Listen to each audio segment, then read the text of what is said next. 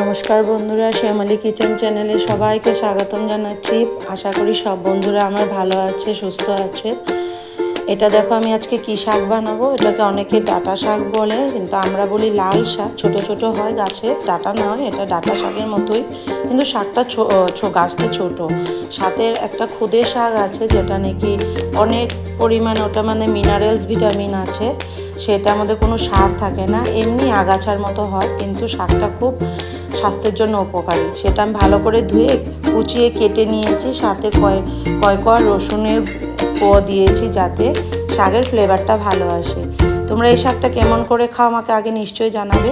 কড়াইয়ে তেল দিয়ে থেতো করা রসুনগুলো ভালো করে তেলটা গরম হওয়ার সাথে সাথে আমি দিয়ে দিয়েছি। দেওয়ার পর একটা শুকনো লঙ্কা দিয়েছি যাতে ফোড়নটা ভালো করে আসে। ফোড়ন ভালো করে আসার সাথে সাথে যেগুলো শাক কুচনো করা ছিল ভালো করে ধুয়ে সেগুলো দিয়ে দিলাম।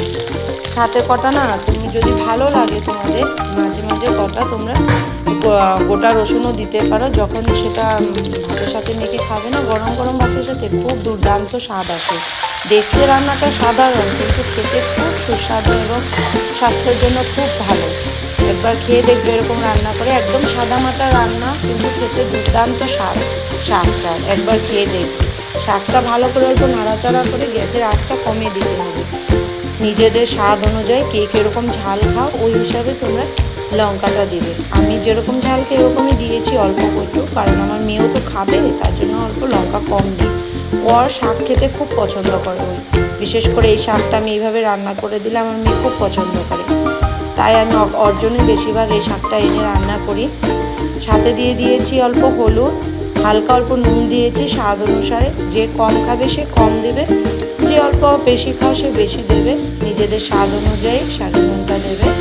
আমার যতটুকু দরকার ছিল আমি অতটুকুই দিলাম। দিয়ে ভালো করে নাড়াচাড়া করে গ্যাসটা কমিয়ে, গ্যাসের স্টিমটা কমিয়ে দিয়ে অল্প হালকা জল দিয়ে এটা আমি ঢেকে দিয়েছিলাম। ঢেকে দেওয়ার পর ভালো করে যাতে আস্তে আস্তে শাকটা হয় সেটা চেষ্টা করেছি, কারণ সাথে সাথে শাকটা নামিয়ে নিলে কি হবে, শাকটা মজবে না, মুখে রস আসবে না। তাই শাকটা আস্তে আস্তে কষাতে হবে। ভালো করে এটাকে ম্যারিনেট করে কষিয়ে ঢাকা দিয়ে রাখতে হবে।